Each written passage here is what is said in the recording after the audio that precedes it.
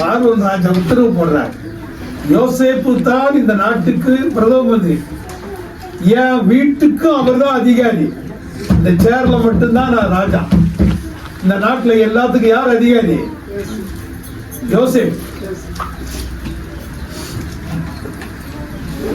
ஆனால் ஆண்டவர் சொல்றாரு, அப்பேற்பட்ட யோசேப்பினுடைய பரம்பரையில் வருகிறவர்கள் என் வார்த்தையை மீறி விக்கிரகத்தை கும்பிடுறதுனால அவர்கள் பல ஆண்டுகள் அடிமையாய் இருப்பார்கள். நீங்க ஒவ்வொன்றும் பாருங்க, ஆண்டவர்ங்கிறது வித்தியாசமான நம்முடைய ஆண்டவர். உண்மை தாவீது என்று ஒருவன் இருந்தால், அவன் ராஜாவா இருந்தான். பார்வோன் ராஜா உத்தரவு போடுறார், யோசேப்பு தான் இந்த நாட்டுக்கு பிரதம மந்திரி, என் வீட்டுக்கும் அவர் தான் அதிகாரி, இந்த சேர்ல மட்டும்தான் நான் ராஜா, இந்த நாட்டுல எல்லாத்துக்கும் யார் அதிகாரி? யோசேப். ஆனால் ஆண்டவர் சொல்றாரு, அப்பேற்பட்ட யோசேப்பினுடைய பரம்பரையில் வருகிறவர்கள் என் வார்த்தையை மீறி விக்கிரகத்தை கும்பிடுறதுனால அவர்கள் பல ஆண்டுகள் அடிமையாய் இருப்பார்கள். நீங்க ஒவ்வொன்றும் பாருங்க, ஆண்டவர்ங்கிறது வித்தியாசமான நம்முடைய ஆண்டவர். உண்மை தாவீது என்று ஒருவன் இருந்தால், அவன் ராஜாவா இருந்தான் என்பது இன்றைக்கு 2026 ஸ்டாலின் முதலமைச்சர், அது மாதிரி தாவீது வாழ்ந்தது உண்மை, சரித்திர உண்மை.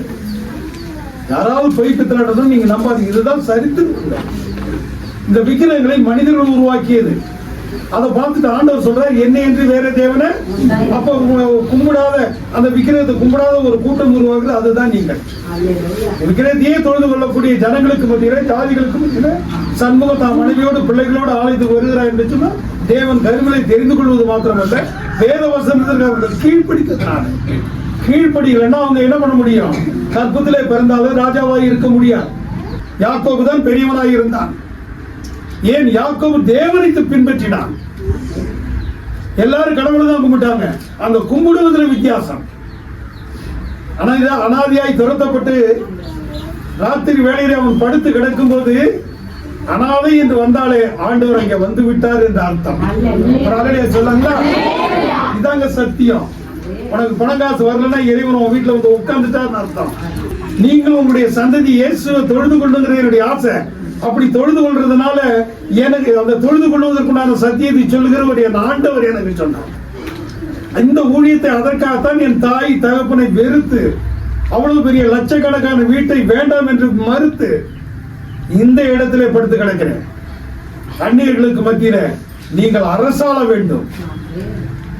தானியலை கொண்டு வந்து ரெவரண்டாக, பாஸ்டாக கொண்டு நியமிச்சு அபிஷேகம் பண்ணி வைத்தோம். ரெபேக்காவை வைத்தோம். அந்த சாட்சி யாராலும் அந்த சந்ததிக்கு மாற்ற முடியாது. அந்த ஆண்டவரை சொந்த ரட்சகராக நீங்கள் ஏற்றுக்கொண்டிருந்தால், உங்களை எதிர்க்கவோ, உங்களுடைய ஆசீர்வாதத்தை தடுக்கவோ, உங்களுடைய அந்த மேன்மையை மறைக்கவோ யாராலும் இயலாது. மறித்தாலும் அவருடைய பெயர் பிரஸ்தவமாகி கொண்டிருக்கும். கடந்த வாரத்தில் மகதலேனா மரியாதை குறித்து நாம் அங்கே பிரசங்கத்திலே நாம் கேட்டோம். அங்காயம்மா வீட்டை எனக்கு தெரியுமா? சுமார் 250-300 கிலோமீட்டர்களுக்கு அப்பால் இங்க வந்து இறங்கும் போது அந்த வீட்டை ஆண்டவர் ஆயத்தப்படுத்தி வைத்திருந்தவர். விதைப்பதற்கு நிலத்தை உருவாக்குகிற தேவன். குணசேகரன் எனக்கு தெரியுமா? இன்றைக்கு பெரிய ஸ்தானத்தின் நோக்கி அவன் போய்கொண்டிருக்கிறான். ஒரு நாள்ல, ஒரு காலத்துல பார்க்கும் பொழுது அந்த மகிமையின் மேன்மை யாராலும் மறைக்க முடியாது. அதனுடைய அடிப்படை ஆரம்பம் 1ஆம் கிளாஸ் படிக்கும் போது அப்படித்தான் இருக்கும். கஷ்டமா இருக்கு, ஆனா எழுத வராது. ஆனால் கலெக்டருக்கு பரிசு எழுதும் போது தானா கைகள் ஓடும். அப்படித்தான் இன்றைக்கு ஆண்டவர் உங்களை உருவாக்கி கொண்டிருக்கிறார். எபிரேயர்கள் என்னமா? இஸ்ரவேல் ஜனங்களுக்கு முன்னாடி எபிரேயர் அவங்கதான் இஸ்ரவேல் ஜனங்களே தான். இஸ்ரவேல் ஜனங்க யாருனாமா? ஆபிரகாமுடைய சந்ததி. ஆபிரகாம் திரும்ப அடுத்தது அதுல வந்து ஈசாக் வர்றாரு. அவர் அடுத்தது ஈசாக் தான். ஈசாக்கு 2 பிள்ளை பிறக்கிறாங்க. அதுல இளையவனை ஆண்டவர் எடுத்துக்கொள்கிறார். மூத்தவன் அவன் முஸ்லீமா போயிட்டான். புரியுதுங்களா? எப்போதுமே இறைவன் உங்களுடைய மனசுல வேதனைப்பட்டாலோ, பலவீனப்பட்டாலோ, ஜெபத்துக்கு பதில் வரலன்னு கவலைப்பட்டாலோ, நீங்க அதை எடுத்துக்கொள்ளாதீங்க, தைரியமா இருங்க. இறைவன் உங்களை பலப்படுத்தி விடுவான். யூதர்கள் ஆபிரகாம், அடுத்து யாருக்கு? ஈசாக்கு அடுத்த சந்ததி யாக்கோபுக்கு போகுது. யாக்கோபுக்கு அடுத்து 12 பேர். புரியுதுங்களா? நல்ல எபிரேய மொழி அது. நம்ம பேசுற தமிழ் மொழி. புரியுதுங்களா? நம்ம இந்தியர்கள். இந்தியாவுல மராட்டியம் பேசுவாங்க, கன்னடம் பேசுவாங்க, தெலுங்கு பேசுவாங்க, தமிழ் பேசுவாங்க, உருது பேசுவாங்க. எத்தனையோ மொழி இருக்கு. ஆனா நம்ம தமிழ்நாட்டுல பிறந்தாலும் தமிழ் மொழி பேசினாலும் நமக்கு பேர் என்னங்க? இந்தியர்கள். அதே மாதிரி யூதர்கள் ஆபிரகாம் வழியில வந்தவங்க எபிரேய மொழி தான் அவங்களுடைய மொழி. நம்ம பைபிள்ல முதல்ல பாக்குறீங்களே, அது தெரியா? நம்முடைய சந்ததி எபிரேய சந்ததி. இன்னும் சொல்ல போனா அந்த இருக்கிற தமிழர்கள் யூதர்கள் இருந்து வந்தவங்க தான் சில சரித்திரமே சொல்லுது. அதை விட்டு அதை பிரசங்க நேரம் வேணாம். அதனால எபிரேயர்கள் ஆபிரகாம் வழியிலே வந்த தேவ பிள்ளைகள். 12 கோத்திரங்கள் அதைத்தான் பேசுவாங்க. இன்றைக்கு இருக்கிற அந்த யூதர்கள் எதை தான் பேசுறாங்க? ஆங்கிலம் இல்லைன்னா எபிரேய மொழி தான் பேசக்கூடியவர்களாக இருக்கிறாங்க. அது இப்ப யூத மொழின்னு ஆகிடுச்சு. புரியுதுங்களா? எபிரேயர்கள்னா யூதர்கள் அர்த்தம். இயேசுவே எபிரேயர் தான். யூதர்கள் யூத மொழி, அது ஒரே பேரு. யூதனுடைய சந்ததியில யூதாவுடைய சந்ததியில ராஜரீகம் வந்தது. யூதாவுடைய சந்ததியில ஆபிரகாம் சந்ததியிலிருந்து வரும்போது மோசே காலத்துல கொடுக்கப்பட்ட அந்த 10 கட்டளை, அதெல்லாம் இன்னைக்கு பாருங்க எவ்வளவு அருமையான சாட்சி. 10 கற்பனைகளை ஒரு பொட்டியில போட்டு அடைச்சு, அதுல இன்னும் ஆரோனுடைய கோல், ஊழியக்காரன் அடைச்சதுக்கு அடையாளமான கோல் எல்லாம் பொட்டியில வச்சு ஒவ்வொருத்தரா செத்தாலும் அடுத்த சந்ததி அதை பாதுகாத்து வந்தாங்க. அந்த சந்ததியில அது அந்நியர்கிட்ட போய் அவங்க சாமியெல்லாம் உடைஞ்சி அந்த ஊரே ஒரு முடிவு எடுத்து கண்ணு போட்ட மாட்டை வச்சு ஓட்டி விடுறாங்க. இது கண்ணுக்குட்டி தான் வந்தா இது எதேச்சா நடந்தது. அது கண்ணுக்குட்டி பெருசு இல்ல, இதுக்குள்ள இருக்கிற கற்பனை தான் பெருசு. அந்த நாட்டுக்கே போலான்னு அந்த மாடு முன்னேறி போயிட்டா அது அந்த கடவுள் நம்மள தண்டிச்சதுன்னு அர்த்தம் முடிவெடுத்து அனுப்புறாங்க. அந்த பெட்டி தாவீது அரசனான பிற்பாடு தாவீதுடைய சிந்தனையில நாம் மாளிகையில் வாழ்கிறோம், ஆண்டவருடைய பெட்டி கோரையில் இருக்கிறதே என்று அவனுக்குள் உருவாகிதான் ஒரு தேவாலயத்தை கட்ட தீர்மானித்தான். இதெல்லாம் சரித்திரம், பொய்யே கிடையாது. இதன்படி வாழ்ந்தா நாமளும் சரித்திரத்தில் வருவேன். ஆண்டவருடைய பட்சத்துல வலது பக்கத்தில் போய் உட்காருவோம் பரலோகத்துல. அதுக்கு நிகரான ஒரு ஆசீர்வாதம் இந்த உலகத்துல எந்த மாட மாலை கோடை கூகுரம் பணம் காசு எதுவுமே கிடையாது. பரலோகத்துக்காக எதை வேண்டுமானாலும் நீங்கள் வேண்டாம் என்று விருத்து வெளியே வரலாம். ஈனமான எது வேணாலும் இயேசுக்காக நம்ம இழக்கணும். இழந்தாதான் பெரிய ஆசீர்வாதம் இறைவனுக்கும் நமக்கு உண்டு. அப்போ இறைவனுடைய சன்னிதானத்துல ஆண்டவருக்கு அவன் கட்ட போகும்போது ஆண்டவர் சொல்றார், நீ கட்டாத, நீ அநேக ரத்தம் சிந்திட்ட, உன் பையனை கட்ட சொல்லுங்கிற.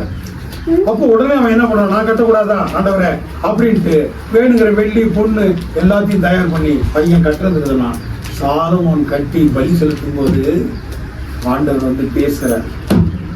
அந்த புகை நாடே கொள்ளுடியா அப்பேற்பட்ட பலி செலுத்துறாங்க.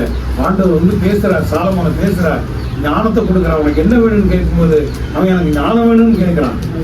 ஞானத்தை கொடுக்குற இதெல்லாம் சரித்திரம் உண்மை. அந்த ஆண்டவர் தான் இன்னைக்கு உங்களுக்கு நடக்கும். இந்த ஆசீர்வாதத்தை நம்ம இழந்துடலாமான்னு நினைச்சுப்பாரு. நம்ம ஒன்றும் பெரிய ராஜா வீட்டுல இருந்து பிறந்து நம்ம துன்பப்படலை.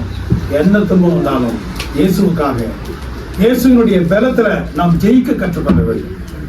இயேசு ஜெயிக்க வைப்பான், அவருடைய துணையை நாட வேண்டும். இப்ப இதான் எபிரேய ஸ்திரீ, யூத ஸ்திரீகள் ஆபிரகாமுடைய வம்சத்துல வந்தவங்க. அங்க பார்வோன் நாட்டுல யோசேப்பு காலத்துக்கு பிற்பாடு வந்த ஒரு பார்வோன், யோசேப்பே அறியாத ஒரு காலம் வரும்பொழுது இந்த எபிரேய ஜனங்களை கொடுமை கொடுக்கிறான், சுமக்க வைக்கிறான். அப்ப மருத்துவச்சிக்கு சொல்றான், ஆண் பிள்ளையானால் கொண்டு போடு, பெண் பிள்ளையானால் உயிரோடு இருக்கட்டும்ங்கிறான். ஆண் பிள்ளையானா என்ன பண்ணிடுங்க. ஆனா மருத்துவச்சிகள் தேவனுக்கு பயந்ததுனால அவருடைய குடும்பங்களை தழைக்கும்படி செய்தான். அப்படி கொல்லாம இருந்தாங்களாம்.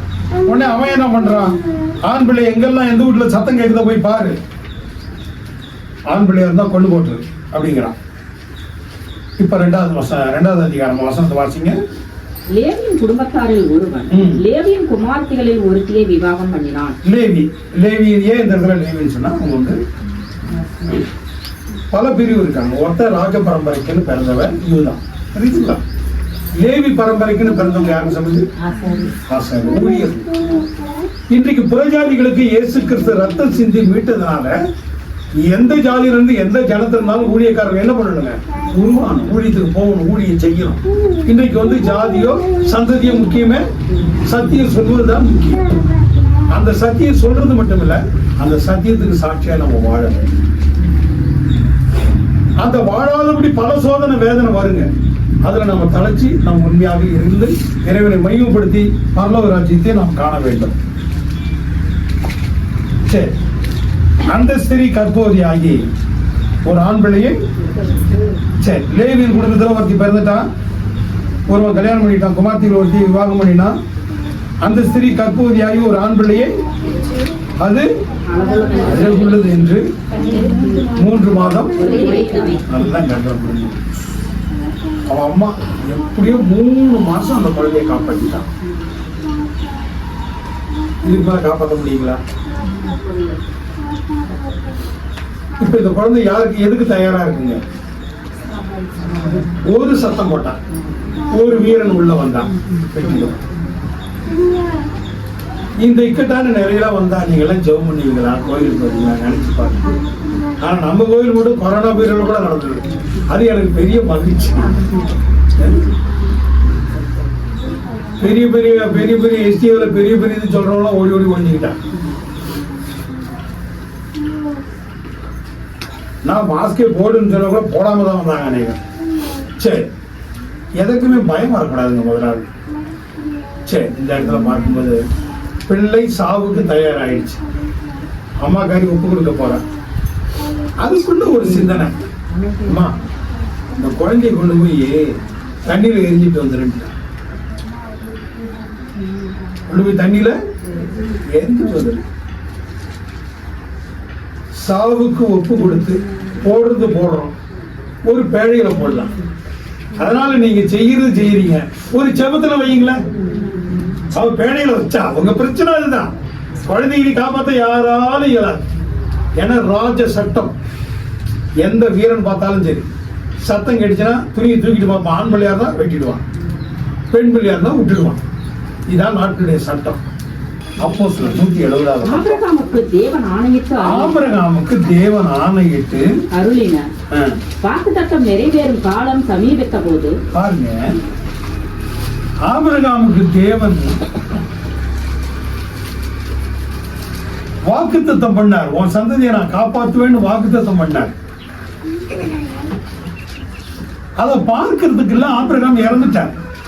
அடுத்து ஈசாக்கு பிறந்தார், இறந்துட்டார். இப்படி பல சந்ததி பிறந்து ஆபிரகாமுடைய சந்ததி எகிப்து தேசத்துக்கு போகுது.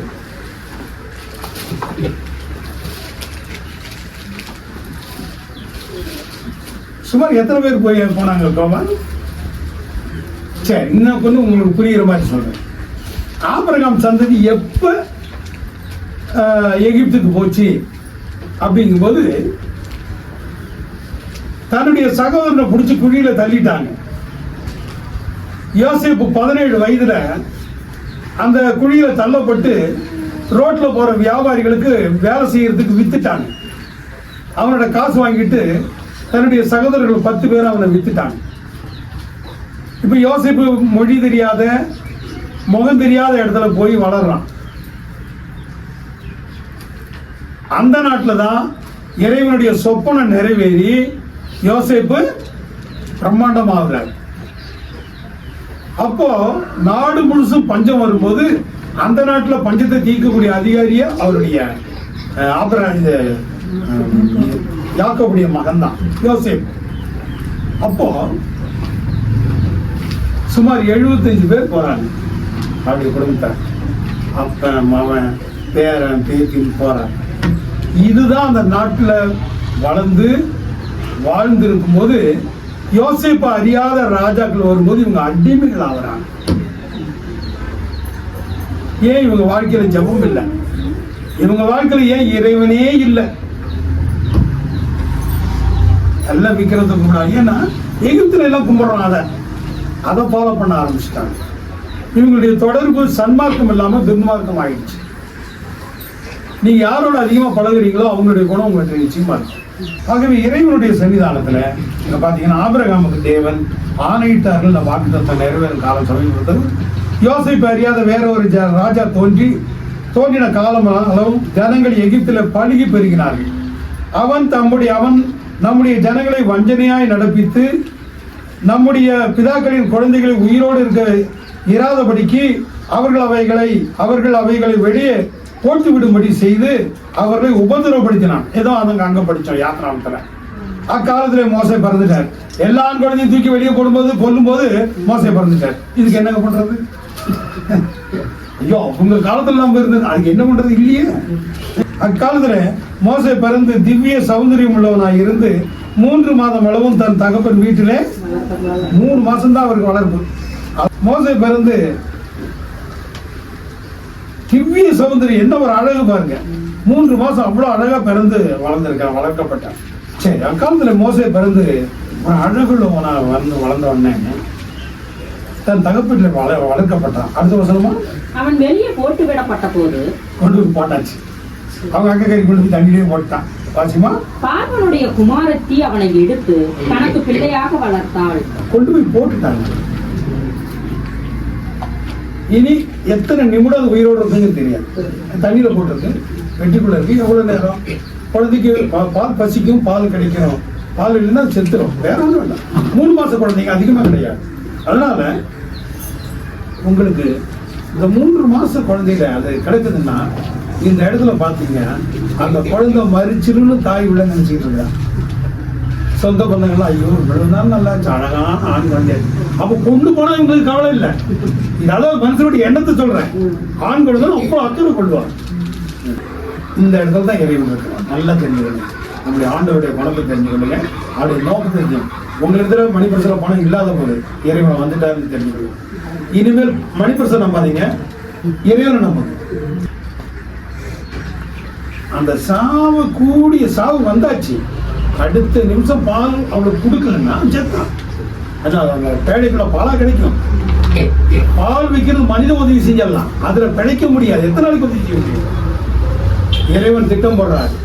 எந்த சட்டம் குழந்தையை கொல்ல வேண்டும் என்று வந்ததோ அதே வீட்டில் வளர வேண்டும்.